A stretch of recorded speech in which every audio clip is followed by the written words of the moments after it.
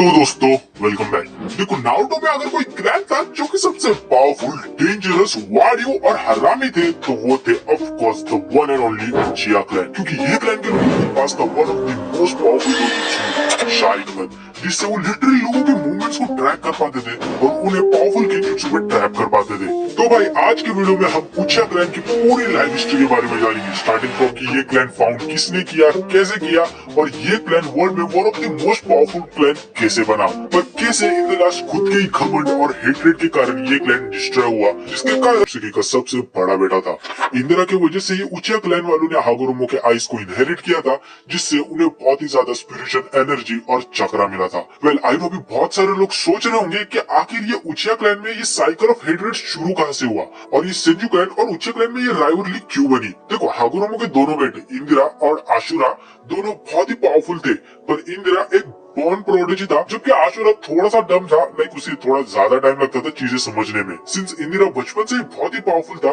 तो उसके कारण वो हमेशा उसके पावर्स में ज्यादा फोकस करता था और अपने से कमजोर लोगों को थोड़ा कम रिस्पेक्ट करता था। पर आशुरा ऐसा देखा जाए तो वो भी पावरफुल था, पर वो दूसरे लोगों की भी उतनी ही केयर और रिस्पेक्ट करता था। लेकिन एक और चीज है भाई कि ये काले जट्सु का बच्चा इंदिरा को बचपन से इन्फ्लुएंस कर रहा था, तो इसके कारण धीरे धीरे इंदिरा हेट्रेड और घमंड से बढ़ते जा रहा था। सो ऐसे ही आगे जाके ये दोनों बेटे बड़े हुए और फिर हागुरोमो ने दोनों को एक मिशन दिया। सो इस मिशन कंप्लीट करने के लिए दोनों भाई चले जाते हैं और इस मिशन के दौरान इंदिरा अपना मिशन बहुत ही जल्दी कंप्लीट करके घर चला जाता है, पर आशुरा अभी तक नहीं आता, तो इसलिए हागुरोमो उसके दूसरे बेटे का आने का इंतजार करता है। इस चीज को सुनकर इंदिरा थोड़ा शॉक हो जाता है, क्योंकि उसे ऐसा लगता है कि सिर्फ उसने सबसे पहला मिशन कंप्लीट किया है तो उसे ही सक्सेसर बनाएंगे। पर इवेंचुअली वो अपने फादर की विशेष को रिस्पेक्ट करते हुए आशुरा का वेट करता है। इसी चीज का फायदा फिर से ये काला ज़ेट्सु उठाता है और बोलता है कि कैसे हागुरोमो आशुरा को ज्यादा प्यार करता है। वेल फिर एक साल बाद आशुरा फिर से घर आ जाता है आफ्टर कंप्लीटिंग हिज मिशन और हागुरोमो फाइनली अपना डिसीजन सुनाता है,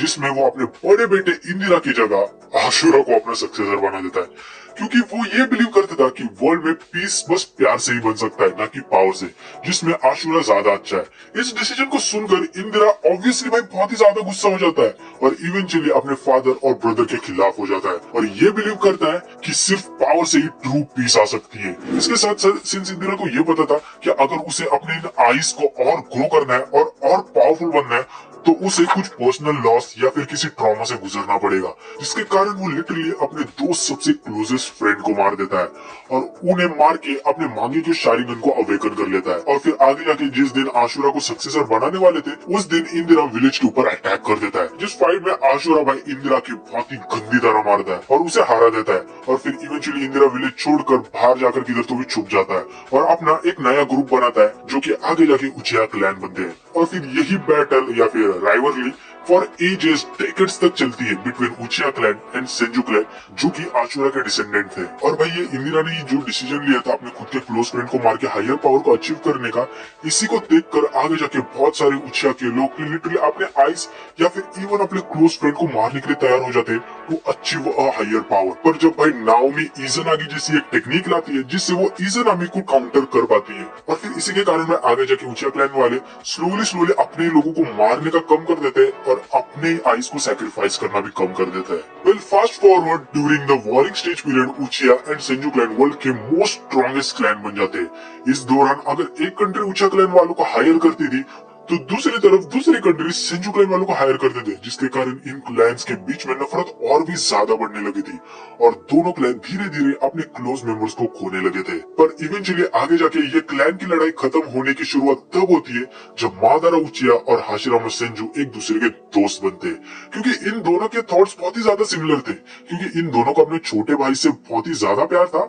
और दोनों को ये बिल्कुल भी पसंद नहीं था कि बच्चों को इन वॉर्स में लड़ना पड़ता है, और उसी के कारण दोनों ये सोचते हैं कि एक दिन वो ऐसा वर्ल्ड बनाएंगे जिस वर्ल्ड में बच्चों को वॉर में पार्ट ना लेना पड़े और वर्ल्ड में एक ट्रू पीस हो। लेकिन ये दोस्ती भाई जल्दी खत्म हो जाती है जब मादारा को पता चलता है कि हाशिरामा एक्चुअली में सेंजू क्लैन से बिलोंग करता है, जो कि उचिहा क्लैन के लाइफ लॉन्ग एनिमीज है। और फिर ऐसे ही आगे जाके फिर हाशिरामा और मादारा में फाइट चलती रहती है। मादारा भी मांगे कि शारिंगन अपना अवेकन कर लेता है, पर फिर भी वो हाशिरामा को नहीं हरा पाता और आगे जाके इवेंचुअली ये दोनों अपने रेस्पेक्टिव क्लैंस के लीडर बन जाते हैं। लीडर बनने के बाद हाशिरामा अपने पोजीशन का फायदा उठा के मादारा से दोस्ती करने का हाथ बढ़ाता है, क्योंकि देखो अभी भी वो मादारा को अपना दोस्त ही मानता था, पर मादारा मना कर देता है क्योंकि हाशिरामा के छोटे भाई टोबिरामा ने मादारा के छोटे भाई इजुना को मार दिया था। फिर इसके बाद फिर मादारा इजुना के शारिगन को लेके इटरनल मांगे के शारिगन को हासिल कर लेता है और फिर फाइनल बैटल करता है हाशिरामा के साथ, जिस बैटल में मादारा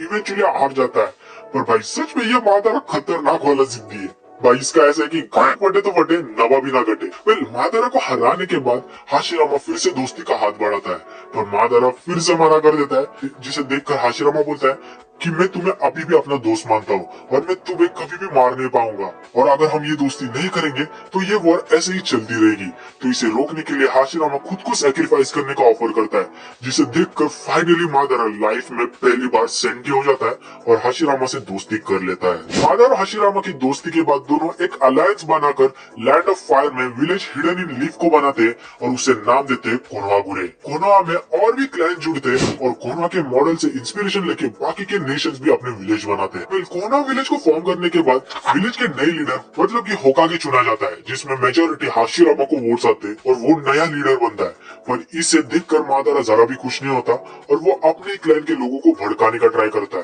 पर उचिया क्लैन को लड़ाई झगड़ा नहीं चाहिए था, जिसके कारण वो मादारा को इग्नोर करने लगते हैं, जैसे मेरी क्रश मुझे करती है। ये होने के बाद अगर तुम्हें वो उचिया स्टोन टैबलेट याद हो, जो कि ऐसा स्टोन टैबलेट था जिसपे उचिया क्लैंस के सीक्रेट लिखे थे जब हागोरो मोटोत्सुकी मरा था। सो इसी स्टोन टैबलेट को फिर मादारा उचिया भी पढ़ता है, जिसमें बहुत सारी चीजें लिखी होती है, जैसे कि उचिया लोग कैसे मांगे के शारिगन को हासिल कर सकते हैं, कैसे किसी भी टेल बीस्ट को कंट्रोल कर सकते हैं। इसके साथ साथ 6 पाथ्स, कागुया और गॉड ट्री के बारे में भी स्टोरी लिखी थी। इतना ही नहीं, उस स्टोन टैबलेट पे एक और इम्पोर्टेंट चीज लिखी होती है कि कैसे उचिया क्लैन और पूरी दुनिया को बस इन्फिनिट सुकियो में बचा सकता है। और ये जो लिखा होता है, ये एक्चुअली में वो काला ज़ेत्सु का बच्चा लिखता है to influence the Uchiha clan and specifically Madara. और फिर यही पढ़ने के बाद मादारा ये सब उचिया क्लैन वाले एंड इवन हाशिरामा को बताता है, पर कोई भी उसकी बात नहीं मानता, जिसके कारण फिर ये देखकर मादारा इवेंचुअली विलेज छोड़कर चला जाता है और आगे जाके हाशिरामा से फाइनल बैटल करता है, जिससे वैल्यू ऑफ द एंड बनता है। और फिर इन द एंड इस फाइट में हाशिरामा फाइनली मादारा को मार देता है। I mean